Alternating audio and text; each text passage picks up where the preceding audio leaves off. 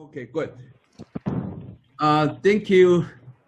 Thank you so much, Minister Lecture, for offering to have this Chinese media roundtable. Also, I really appreciate all my media friends attending this important discussion on such short notice. As you can imagine, during the most uncommon back-to-school season in our history, Minister Lecture has been working around the clock non-stop.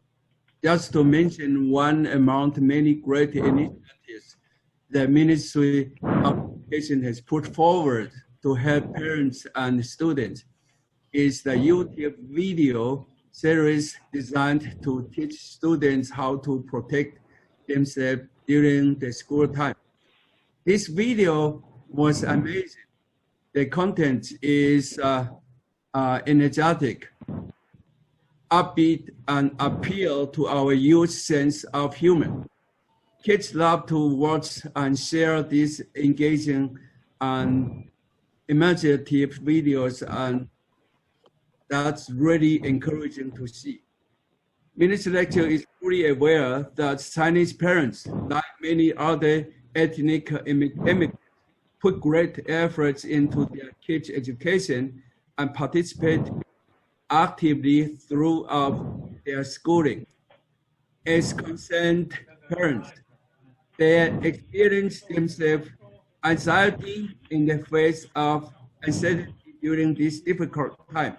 So Minister Lecture kindly offers to hold this Chinese media roundtable to provide guidance and accurate information to parents. Thank you so much, Minister. Now I will turn the mic to Minister. Minister, it's your turn.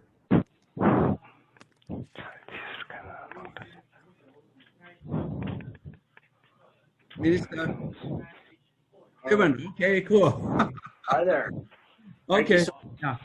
I appreciate that. Hello, everyone. Thank you so much for joining today. I just want to, again, express my gratitude to every one of you for continuing to really be leaders in sharing information and informing the public, parents, students, and educators about how we can really flatten the curve and ultimately keep our schools open. I just want to thank Vincent for his leadership. He's been a great counselor to me in ensuring, particularly in Toronto, but to be fair for all students, that they get the supports they need, including, students from families, from new immigrant families, those that have language barriers, for example, to make sure that our content is being shared in as many languages as possible, and that our advertising really reaches people in their mother tongue. And that's so I want to thank him for his leadership and advocacy, and welcome everyone to the call today. Looking at my iPad here, we've got quite the group. So we'll get right into it.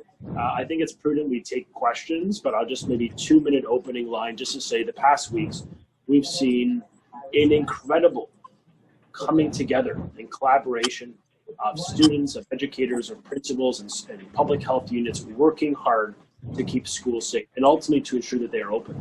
There are some provinces in this country, like in BC, that had to delay their reopening. They still don't have kids in school.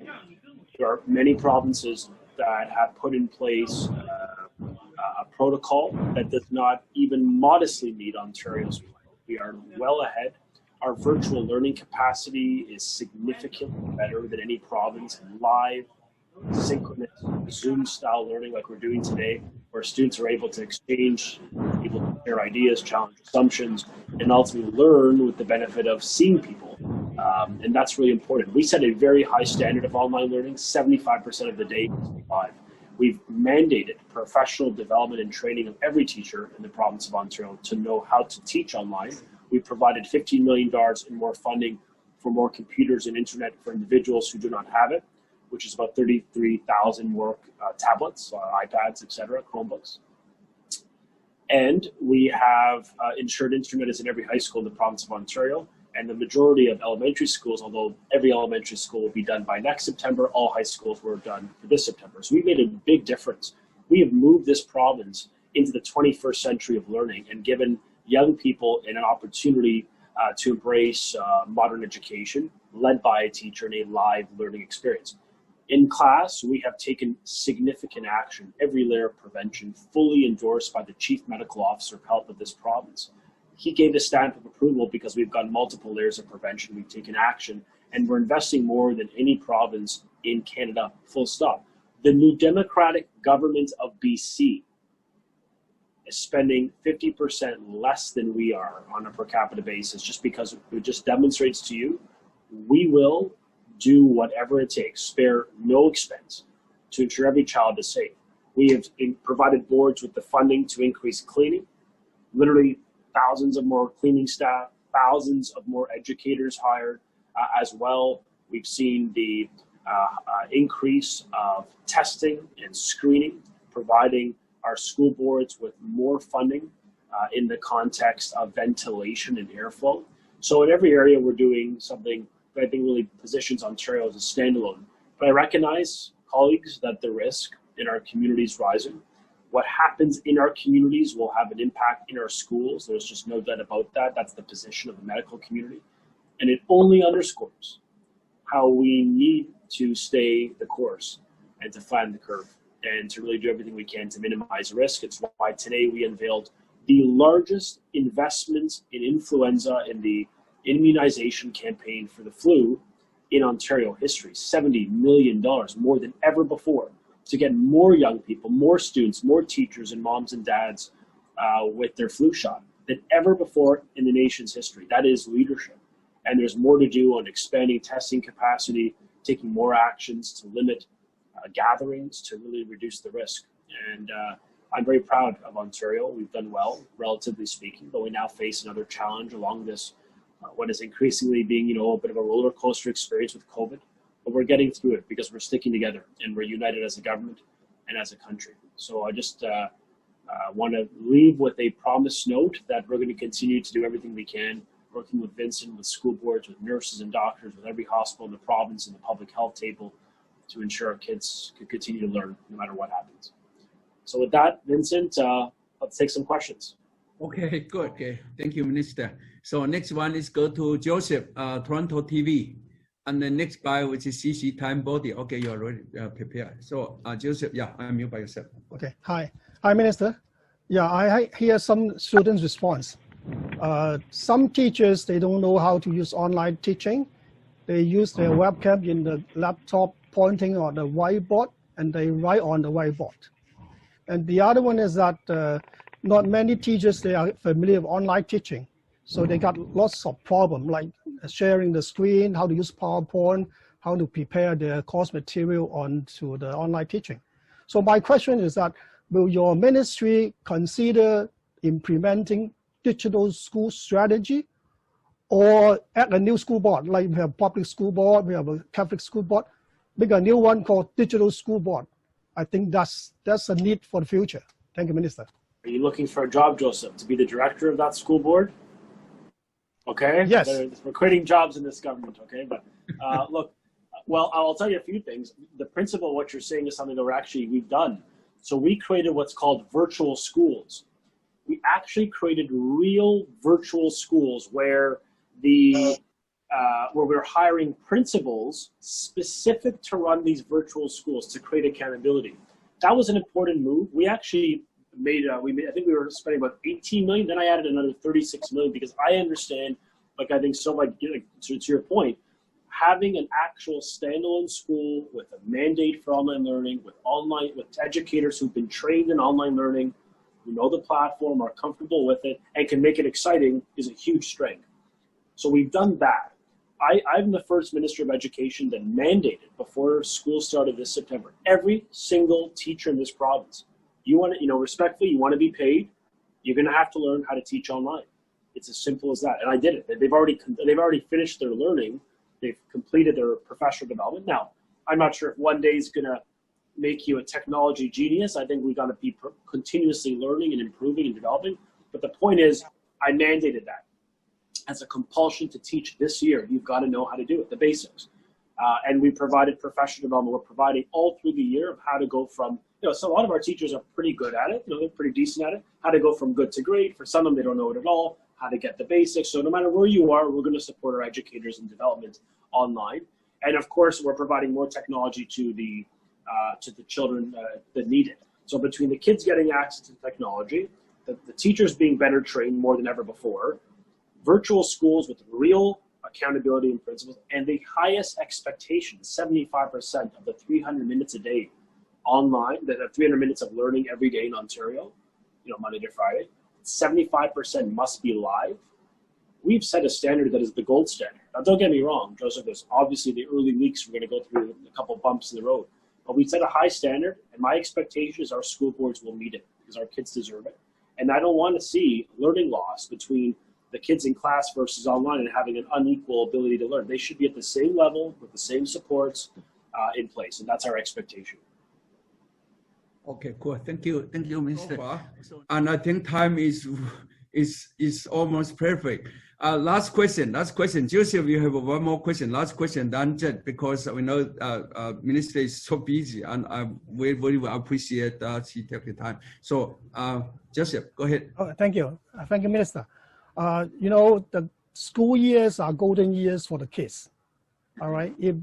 If the school years is interrupted or disrupted by COVID-19 for a long time, then the kids may lose interest in learning. So then we may see more dropouts in the future.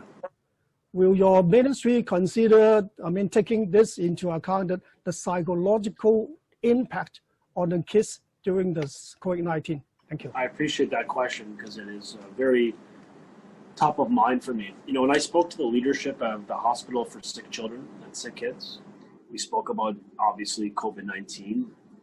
One of the big things that stood out, like when I left the call, the message that I heard that really drilled in me was the mental health and psychological impacts of COVID-19 on young people. Of course, they talked about, the risk to the child, the transmission risk, the recovery, of course. But if you could believe it, and you can believe it, because I think you all acknowledge it, for many of you as parents, you've probably seen some changes in your kids the last couple months. The truth is, that's a real issue for the medical community. It's a real issue for me. I've spoken about my own family's experience with mental health, and addictions. It's a real challenge. It's a struggle. Many of us have them, even though we don't necessarily talk about it enough. But the truth is, these kids need to be supported in a way we've never done it before. And when I started this ministry, one of my goals was to double the amount of investment in mental health funding, to hire more psychologists, psychotherapists, social workers than any government in the history of Ontario. I did that last fall. Then COVID hit. And even though we were leading and investing more than ever before, and it was really amazing to see this type of investment, it wasn't enough.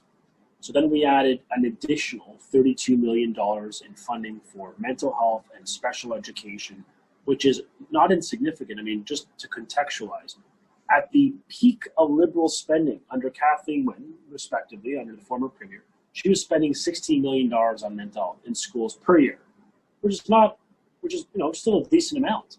We came in and we brought it to $40 million, more than doubled it, and then added $32.5 million on top of that. We have made mental health a key focus of our government.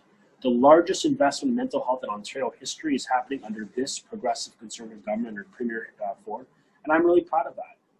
And I appreciate the question because it speaks to a sensitivity we all have to be aware of for our nieces and nephews and daughters and sons. We got to be watching this and making sure that if they need support, they have support.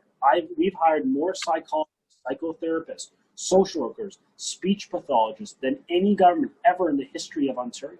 And we're just getting started. I just announced the funding. Expect to see more people being hired over the next couple months because there's only so many psychologists you could hire in a matter of weeks. It's going to happen over the spring and the fall. But that capacity increase is going to make a difference. Reducing the wait times is going to be very important for these kids and giving them access to the care they deserve. And I know, Vincent and I have spoken about this at roundtables in the past, that for the mental health investment, that's critical.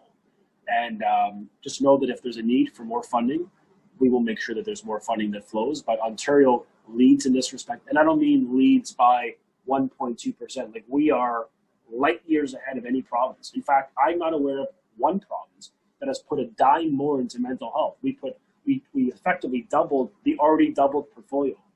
And I hope that just underscores to you and to everyone that this is a top priority for the Premier and the government, and we're going to monitor it, because if we see more signs of issues and vulnerability, I will not hesitate to increase that investment and to hire more supports within our schools. Okay, good. So thank you so much, Minister.